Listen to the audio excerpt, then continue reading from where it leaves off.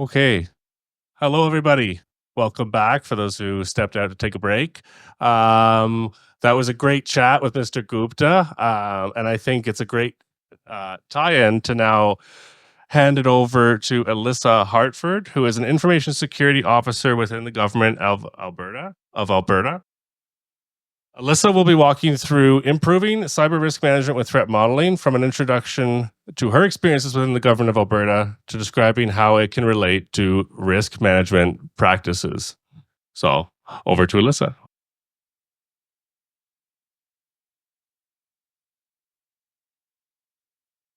Perfect. Thank you for the introduction. So, good morning, everyone. Yes, I'm going to be talking about how you can improve your risk management practices through threat modeling, because ideally these things are done together, and your threat modeling that you do beforehand should tie into risk management. So I was given an introduction, but my name's Alyssa. I'm an information security officer with the Government of Alberta, and I'm actually within their work experience program, if you've heard Martin talk about it, meaning that I've had experience in the risk management team, and I've had experience in the application product security team, which is the team that's been doing the threat models more often within our teams. So for today's presentation, I have a couple goals that I want to accomplish and for you guys to take away. The first I'm going to do is try to inform. So whether you do know anything about threat modeling or you're still new to the topic, maybe you'll learn something new. Second is I'm going to highlight the benefits of threat modeling and why we do it. And the third is I want to encourage the adoption of threat modeling within your practices, even if it's at a small scale.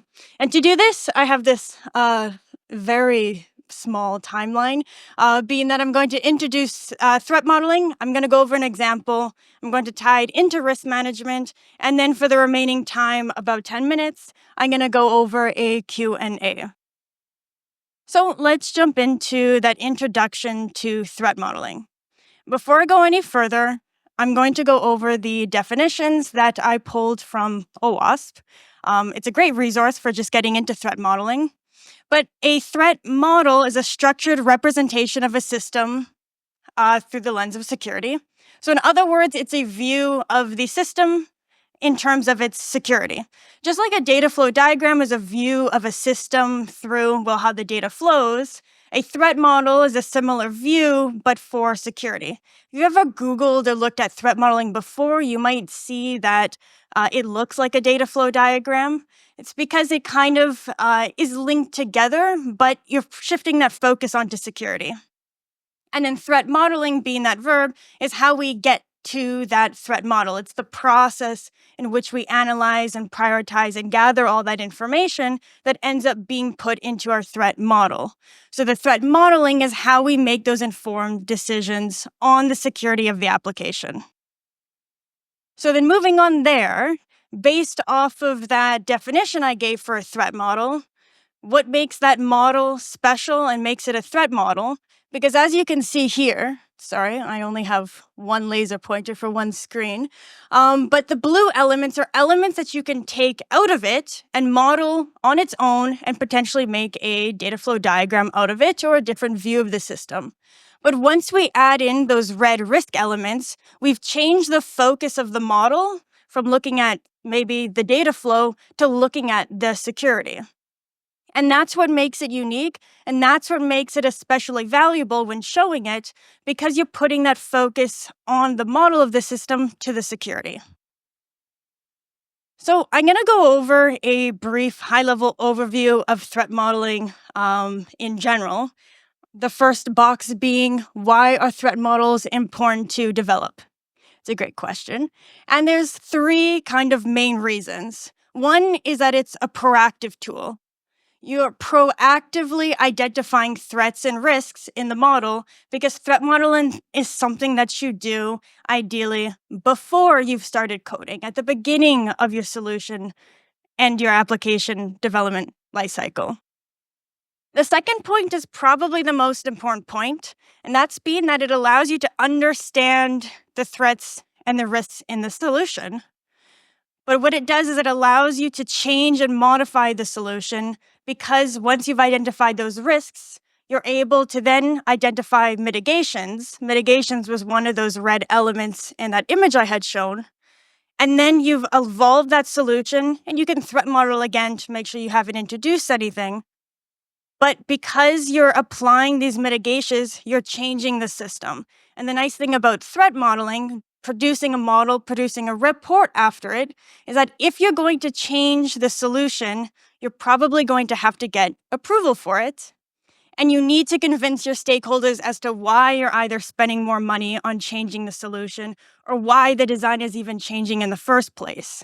If you've modeled the solution with a threat model, produce that list of risks, produce that list of threats, and show it to your stakeholders, you have a better case to explain why you need to spend X amount of more money or why you need to change the design. You get a little bit more buy-in from your stakeholders from the business decisions on the model.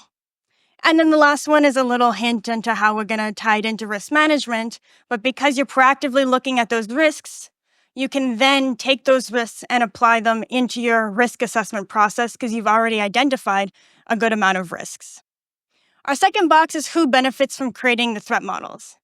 These hopefully are decently obvious bullet points, but it's you're looking at your risks, so your cybersecurity professionals obviously benefit from helping also your developers in doing the threat model, thus being able to provide input on maybe some of the threats or risks they've missed. Your developers and architects are the key players in this because they understand the environment. They understand what the environment is, what the application environment is, as well as potentially or hopefully what some of the controls or mitigations that you can add in. So having them perform the threat model is a lot more valuable than someone coming in and not knowing what your environment is looking like. And then the last two kind of go together as in saying, well, actually anyone can do a threat model because it's quite simple. It's a diagram and you're looking at those threats and there's tools to help you out with that. But again, with that time with those stakeholders, being able to show the stakeholders where the risks are and why you need to make certain decisions about the solution is is valuable for you and for your teams. And then the last box is when should the threat model be created? So I put this box last, but it should probably be the first box because it's a proactive tool. It's something that you do ideally before you've even started any type of coding. It's actually something you can do with just the concept of what the new solution or the new application is going to be. I just, want to build an application from my head. I can just model it out and then see where those threats are. So as I go through the process and developing, or not developing it, but making out the plan, I'm already eliminating potential risks by having that model I've done beforehand. So at this point, I've given, an overall concept of it. And you might be wondering, okay, then how do we actually go about doing it? Or what tools can I use? Because we love tools. And my answer to that is I'm not going to give you a big list of tools because tools don't do the threat modeling. Threat modeling, again, is a process. It's the analysis action. So if you rely too much on tools, they only get you, if at all, even halfway there in terms of threat modeling, because you need to prioritize and analyze deeper. And as for frameworks, it's somewhat similar to the same thing. Because threat modeling is a general concept, there's a lot of different types of frameworks that you can utilize. You can use more than one together. But again, the frameworks don't do the threat modeling. They just help you do some of those steps. So the two most popular frameworks, I'd say, are probably Stride and Pasta. I'd say Stride probably beats Pasta in terms of popularity. If you Google threat modeling, the first probably 20 articles and videos will introduce Stride to you. Stride stands for spoofing, tampering, repudiation, information disclosure, denial of service, and elevation of privilege. Basically, when you go through the threat modeling exercise, you classify each one of your threats and risks into one of these 6 categories, which makes it quite comprehensive. It can make it complicated, but again, because it's so well documented and used and has a lot of examples, it makes it quite user-friendly, especially if you're first getting into it. Pasta, on the other hand, I have on the board just to show the diversity in terms of threat modeling frameworks, because I won't say the opposite, but it's a completely different style of threat modeling framework because it's a process. It's the process for attack simulation and threat analysis. So instead of categorizing threats into one of those 6 categories, it's a 7-stage process that you do from stage 1 all the way to stage 7 that's taking you through a threat modeling process. And PASTA also focuses a little bit on the attacker side. But it's a different way to look at it, and one is not better than the other. It depends on your environment, it depends on your organization culture, and it depends on what you're threat modeling for. I have tools on the title of this slide. So yes, I will introduce some tools, but again, I'm not going to give you a giant list. I have 5 tools. Technically, one is not a tool. But these tools, again, they don't do the threat modeling. If you're familiar with it, yes, Microsoft Threat Modeling Tool has an automated stride model that doesn't do the threat modeling for you. You still have to take that automated set of risks, analyze each one, prioritize each one, and then go into deeper and but even think of the mitigations for them. Threat Agile I put on here again for that little diversity inclusion because Threat Agile is actually code-based tool. So you apply it into your code and then you've set a bunch of rules and it will automatically generate its list and reports, etc. But it's a completely different style of applying a threat modeling tool. OWASP Threat Dragon is quite a cute tool that is easy, user-friendly to use. And then the last 2 here aren't tools that are specific to threat modeling, because again, threat modeling isn't something that you need a tool to do. You can use something like draw.io, that's just a diagramming tool, create the diagram, and then using my last hidden tool, that's not a tool, People, which is actually just communicating with your team, communicating with cyber professionals, and discussing that diagram that you've drawn and where those threats and risks can be. Going through the actual process of threat modeling in the end with your team is almost more valuable than anything a tool can just spit out at you because you're critically thinking a little bit more on what those threats can be specific to your actual environment, using that knowledge that you have within your organization to know where those weaknesses can lie. So then let's get into, that was a sneak peek. Let's get into the actual process. So this is a 5-stage process that we've been kind of applying within the GOA, but not all threat modeling process has to follow these 5 stages. PASTA is a process model. It has 7 stages. And in the end, you're answering like 4 general questions. So as long as your process answers the 4 general questions, you've gone through the threat modeling process. So those 4 questions are, what are we working on? You need to know what you're going to threat model in order to threat model it, right? So this is, bringing a team together, looking at all the different elements of the system that you're going to threat model. Again, because ideally you're doing this before you've even started any kind of formal development for the system, it's just the concept and the ideas that are being thrown out. So what are the endpoints, the trust boundaries, the assets, etc., that you kind of gather and maybe model in this area. The second question you're going to ask is, what can go wrong? This is basically the bulk of the threat modeling, where you actually decompose a solution and then look at where those threats and weaknesses can lie. Maybe you prioritize them in this section of the process, or maybe you just have them out as a list. And then you move on to the third question that you're going to answer, which is, what are we going to do about it? So this is looking at where those mitigations are, applying those mitigations. In this process here, we deliver the model for approval, and then we get it back. Maybe we've applied those mitigations, but then this is where we start to iterate.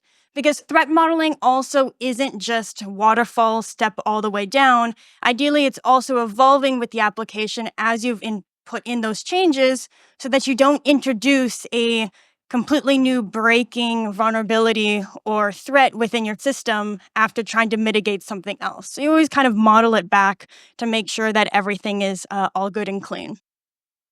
And then you can perform your updates, or you put it into the one process category anyway. And you're kind of done for the time being until you've added maybe a new change, or the requirements for the solution you're developing has changed. And then you kind of repeat the two processes again, but you don't have to go from scratch. You just go where you've left off. And then the last question you ask is, did we do a good enough job?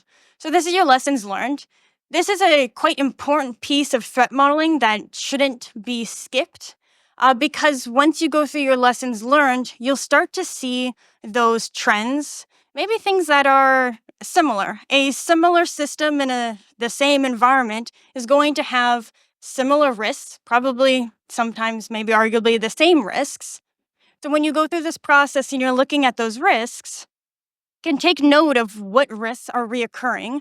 And maybe that's a deeper evaluation on, do you have a weakness within your environment that you need to address, at level 0, instead of just keep applying surface level mitigations, right? So you're able to see a little bit more about your environment when you go through the lessons learned, because you can see those trends. And so when you redo threat modeling again for maybe a new system, you're also able to go, well, I know we have these threats, these risks in these areas, so we're just going to preemptively apply those mitigations and continue on with maybe a deeper threat modeling analysis on the system.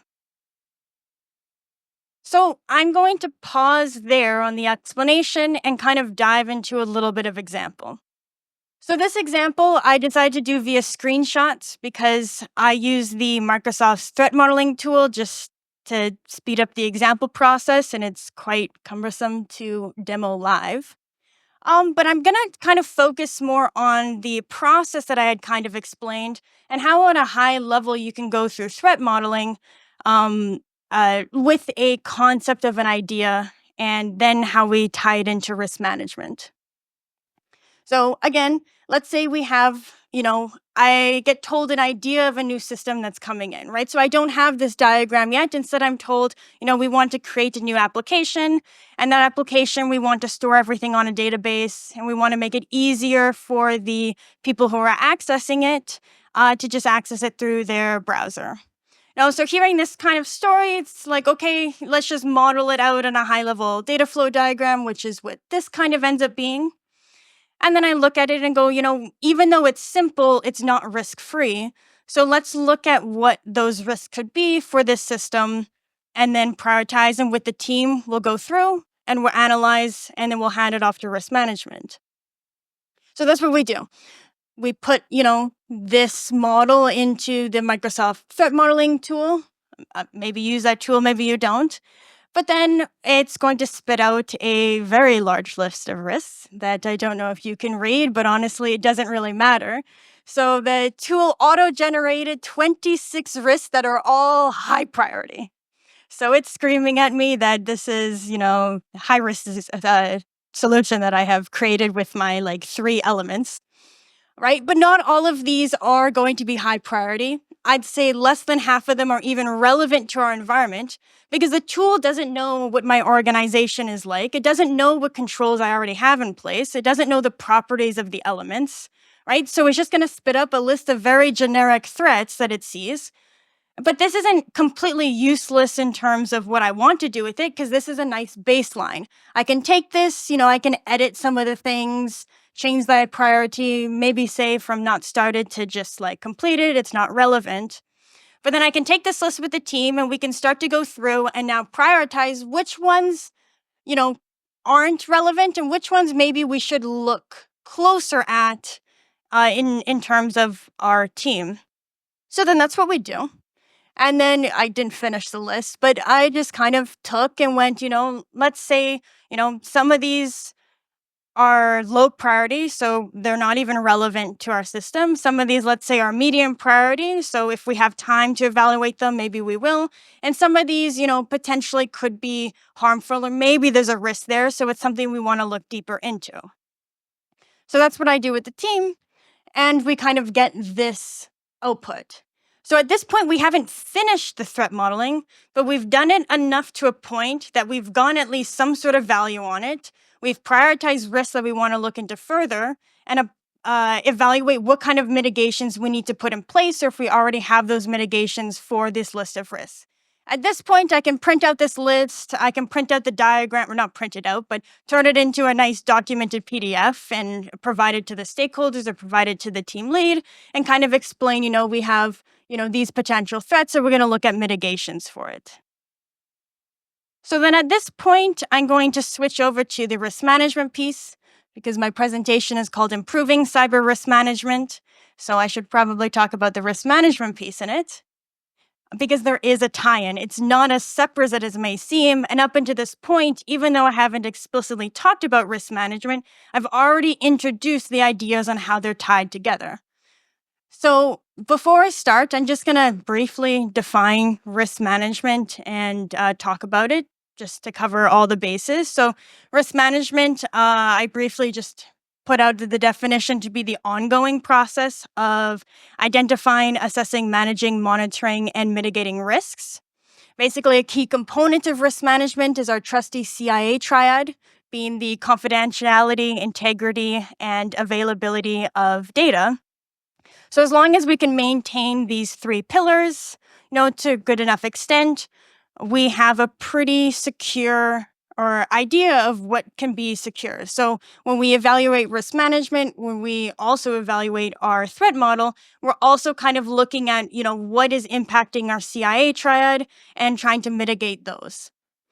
And then on the left is our trusty risk equation, being the product of likelihood and impact. And this is kind of where threat modeling ties in the most. So when we look at the likelihood is what we know about the threats and risks compared to our environment. So if I have a house that has all the doors and windows locked and you try to break in, maybe lower risk.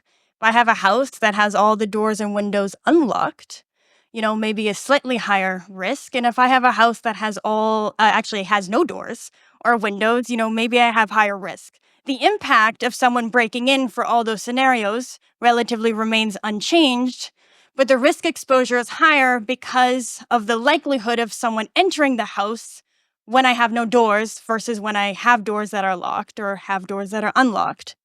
So that information from the likelihood stems from the threat model, because when we threat model, we look at the application specific to our environment. So basically, by the time we get to our risk management activities, we already have an idea of some of the security risks, and then we already have an idea of the likelihood of those security risks occurring within our environment. So then that ties back into risk management, because once we get to these steps, these activities, so they don't all happen at the beginning at the same time we're doing that threat modeling, we're able to seamlessly transition over into our risk management activities. So threat modeling is complementary to risk management in short, because it practically supports those activities. If you were in the panel discussion yesterday talking about the supply chain and DevSecOps, I'll quote a little bit that threat modeling is the ultimate shift left. So threat modeling is part and one of the activities that you can use in DevSecOps, because again, you're doing threat modeling before you've even developed, a physical product.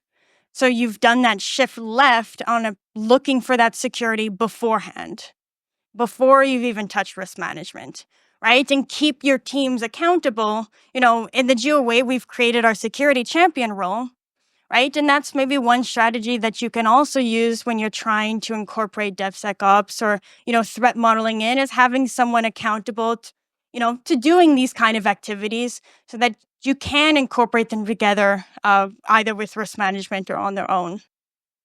So then a little bit of a success story on how, we found value in actually using threat modeling and tied it into risk management and putting them two and two together.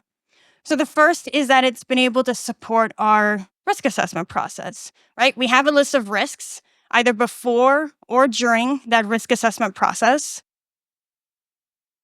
Makes the risk assessment, allows to focus on maybe other risks, operational risks or financial risks, depending on the application or the solution. The second point of value is that we've been able to proactively identify risks. I think I've mentioned this one quite a bit, but we're able to look at those risks before we've even started to assess in terms of risk management. The third is that identification of a wider variety of risks. So when we've been doing threat modeling, because you're able to take in your development team, which have different specialties and different knowledge in different areas, right? You're able to look at the risks in a different way than, let's say, if I just in my head, tried to do threat modeling for a system and I don't have like very specific knowledge on, I don't know, encryption or something like that. Having a team come together and do the threat modeling together, you're able to gather that specialized knowledge from different members and identify different risks and potentially their areas of expertise that you would have missed if you tried to do this alone or put this activity or risk management in general on someone who doesn't know everything about the solution that's trying to be developed. And then the fourth one is that improved understanding of the system, right? So with this togetherness, because we have that diagram that has all those risks, because it has, stems from a data flow diagram as well, we're able to get a better understanding overall of what that system looks like and what that system is possibly doing, so that, again, we can kind of pinpoint some areas and, question maybe the reason why something is being developed in a certain way based on that diagram that we have created at the beginning, at that concept stage. So then tying it back into our example, because like I said, we weren't quite done, I'm going to take that same screenshot. And just for this example, I kind of pulled 4 half random risks from this list to say that, these are actually super high priority in my organization. And I need to evaluate these and apply these earlier into risk management and add them into our risk register. So then I take those and I move away from the tool, and then I move towards something that works within our organization and I put into our risk register format. So here I've taken the same risks, the same titles, but now I've evaluated their likelihood. I've evaluated their impact. The exposure is automatically calculated from that. I've decided if I'm going to reduce or accept, I guess technically these would all be reduces with the mitigation in place. But you can accept and say this is what the mitigation we have against these risks. And then I have also evaluated that mitigation and said that we're going to do this or we've already done this. And this is where the threat modeling kind of takes a pause and then gets transferred over to risk management to then manage the risks in their own processes. And then we can move forward with the application or SDLC process or a DevSecOps process. So then the last couple slides I have here is, again, bringing it back into is there value in this?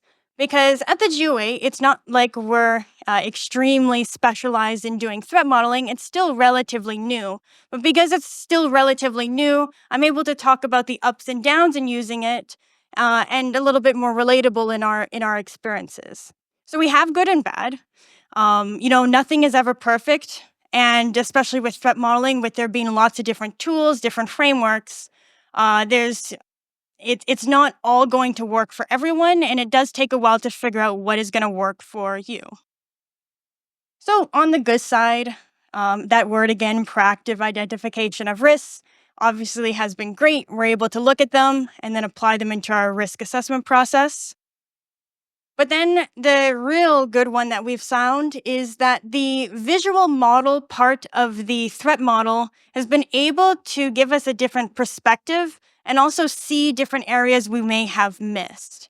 So especially in our risk assessment process, if we're not doing that process with, a visual model of the system, we may be missing some key components that they want to apply into their solution or application. But if it's modeled out in a threat model, we can poke at it and ask questions. Why are you doing it this way? That's not very secure. And then they can change it. But if they're not doing that, or if the cybersecurity we're not getting that visual model, we can't ask those questions up front. Instead, maybe we discover those questions through a bunch of different meetings and someone slips up and says that we're doing it this way. Whereas here we can visually see it and then make any changes we need to do. On the tooling, So, on the positive side, a lot of tooling is free, a lot of tooling isn't free. A lot of tooling specializes for different things, frameworks too. Specializes for a bunch of different types of organizations. If you wanted to do like privacy threat modeling for a system that deals with more sensitive matters or needs to address privacy regulations, there's frameworks and tools for that. And a lot of them are free. A lot of them are specialized for threat modeling. There's also tools or sets of tools that may not be threat modeling specific, but have like a threat modeling module. But in general, it's been good using some of the free tools because again, the tooling doesn't do the threat modeling. So by not focusing too much on what tool we've been needing to use and more in that group process of communicating and going through the steps of threat modeling has been quite valuable. And then I guess my last point on the good side is that the model has been able to evolve with the mitigations. Right, the model doesn't disappear after we've done the threat modeling, where we keep it. If things change, we then revisit it, and that has also been a lot of help because it's not something that disappears very easily in that sense. And then on the less so side, so my main point of focus is that first point. So you do need technical knowledge to do threat modeling because if you don't have the technical knowledge of the environment, of the controls that you have in your organization, or anything about the technical aspect of the system that you're threat modeling, you're not going to produce a model of value. So you can't just bring in one random consultant to do threat modeling for your idea of a system, because again, threat modeling stems ideally before the code. So at this point, you don't have anything to show for, you just have an idea. So you need someone with the technical knowledge of what that idea is actually trying to provide and produce to be able to do that threat modeling. So it's difficult to just have your cybersecurity folks do threat modeling. You need the developers actually building it because they know what they are going to build. And then again, with the content overlap. So for us, because it's relatively new and we do our risk assessments relatively early in the process, we find that sometimes there's that content overlap with what we're trying to provide in terms of risks. We've been able to kind of mitigate that by saying, the threat modeling produces different types of risks that go on a risk assessment, but still, it's a very similar concept sometimes depending on how mature your risk management processes are. And that complex solutions may require more models or may require a different type of tool. If you have a very, very large system, it's quite difficult to model that in a tool like the Microsoft's threat modeling tool because I only have a limited space for what I can model for. And then it's going to produce 1,000 risks in its automated stride model. But there are tools out there that, are meant for complex solutions. But again, it's something that you have to evaluate and is dependent on the system. It's dependent on the organization and et cetera. So there is some thought that has to go into, which tool that you're going to use to help you with it. And so with that, I'm going to close off the presentation. I had those 3 goals, right? To inform, hopefully you learned something new about threat modeling or maybe reinforced your bias, either one. The second is I wanted to highlight the benefit of threat modeling. So hopefully you've understood some of the value that's in there. And then the last one, hopefully to at least some of you that are maybe developers or have or work within those teams, to encourage you to try to do some of that early stage threat modeling when you've just had the green light approval, to build a new application or a new solution, to try to do that threat modeling step right at the beginning. And then if there was anything to take out of this presentation, it was these 3 points. First is system design. When you do threat modeling, if you do it correctly, you're able to apply those mitigations and evolve the system to be more secure right off the bat. Second is that proactiveness piece. Threat modeling is a proactive activity for you to do. Again, it's supposed to be done at the beginning. And that proactive identification of risks is going to be of high value. And the third is that communication piece. Threat modeling is something that you do together with your team. It's something that has a lot of value in the process and in the communication you have throughout, and not just using a tool and generating a list of risks. So, with that, for the last 10 or so minutes, I'll open the floor to any questions.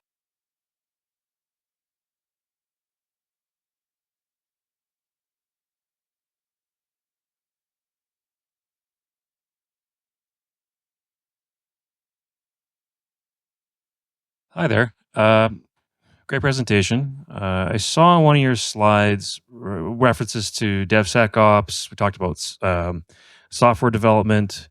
Have you seen or do you see value in threat modeling being applied to more of a, say, out of the box solution? So you say you're deploying several different out of the box software elements or hardware solutions, products, and you're putting it all together and you're just piecemealing, you're creating a solution out of things that already exist. Have you seen threat modeling being used for those types of deployments? Yeah, definitely. So, within my role and what I've seen, I haven't seen it done exactly like personally. However, that is something that can be of high value, and definitely something that should be done with threat modeling. Basically, again, because even if you just have the concept of it or whatnot, the threat modeling does have value in looking at it, right? So, even if it's not something that's done in its concept stage and it's something that already exists, it still has value. It doesn't lose value just because you already have something, right? So it's going through those motions. Maybe at that stage it's not called threat modeling, but really, if you're going through those motions, it is threat modeling.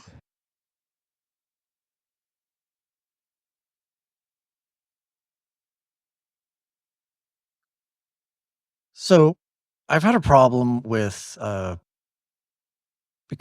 using things like the CIA triangle and the product of likelihood and impact of seemingly oversimplifying things to the point where they lose meaning. Case in point, much of my aviation research was likelihood of things happening really very, very, very low. Impact, plane into ground, that kind of impact. Um, But by the math, it's, well, that's a really low priority. We shouldn't, worry about that. As somebody who flies a lot, I'm kind of like, maybe you should spend a little more time to make sure that is less likely than that.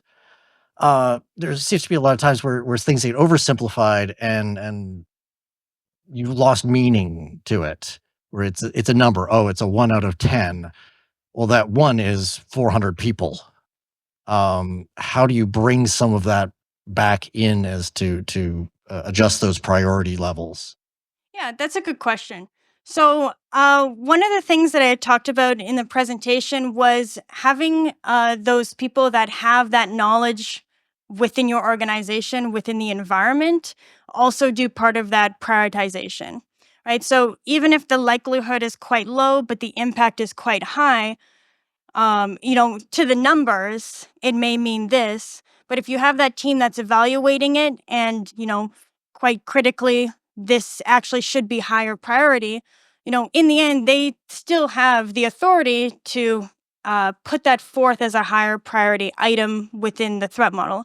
And again, because the threat model is something that you've done beforehand, ideally, when you evaluate that this could be quite a high risk or vulnerability, you've you've preemptively put in mitigation or thought of mitigation before you've even started developing it. So, ideally, what happens in threat modeling is that you're not introducing those risks that you have identified into the solution, because then you didn't accomplish that last step of threat modeling, which is, did we do a good enough job? Right. So, if it is something that is a high impact, ideally, you're still not ignoring it. It's up to the business in the end to decide where they want to accept that risk that's put in place. And once they do that, it's not that it's final say, but that's in their end their decision. But if you've identified it and you're able to mitigate it beforehand, you've done your job in threat modeling, and you don't then ignore what you've done in the coding phase and then reintroduce that risk.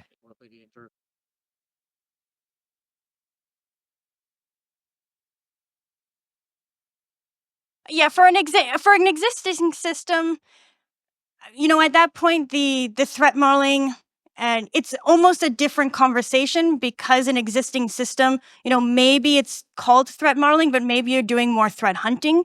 If the system already exists, because it's already exists, so the threat modeling concept, which is doing it before the system exists, would have changed to threat hunting, looking for threats that have been introduced thereafter. I have a question. Curious to know what are your thoughts on because I've heard about dread modeling as well. I know it focuses more on risk assessment for impact, likelihood, versus stride, which seems like it focuses more on attack vector. And so I'm curious, what are your thoughts, pros and cons, and what do you think in general? Yeah. Yeah. So, if you take a look at the screen, I did take a list of some pretty common threat modeling frameworks. I've never personally used Dread, so I can't speak on my personal opinion on it. But one of the differences in use cases that I have here, Dread is using for I have here scoring and prioritizing the threats against numerical values of each category, whereas Stride is best suited for categorizing, based on kind of more of that structured system. So it really again depends on what the system is, what your organizational culture is, and what is best going to suit the application that you're trying to threat model against. And that's the step that you have to do at that first stage of the process where you're looking at what are we going to model against. Part of those steps and stages is looking at what framework is best going to suit the actual application that we are, have that idea to build.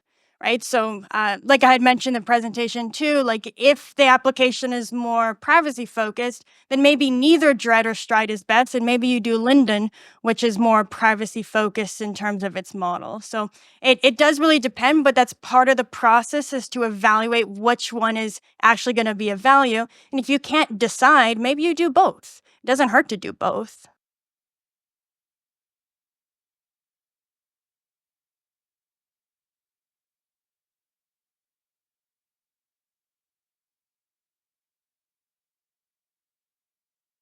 Thank you. So, just I'm curious about how do you integrate or factor in third-party vendors or external dependencies into your threat model? Yeah, so that's also a good question. So when it comes to third-party vendors, it may amp it up a little bit in terms of complexity. But if it's a vendor that you already have, potentially going back on looking on systems that you already have in place and maybe kind of modeling based on that can help you out. If it's a vendor that you've never hired on before, one of the key things to think about too is, how early into that process you've done that threat modeling. So maybe you threat model more on how that's going to integrate on your environment side. And then once you've decided on what vendor to use, then you threat model again with that vendor's information that you have. It's a unique question because I haven't personally dealt with that kind of situation. Well, I sort of have, but there's enough information out there on the vendor's page on, where they gather that information and where it's going to come from. But then I look more at the link onto how it's going to impact the system on our side and where those threats are going to be. Because I can't solve the issue on the vendor side, but I can think of how the risks are going to affect us on our side. Thank you. Okay.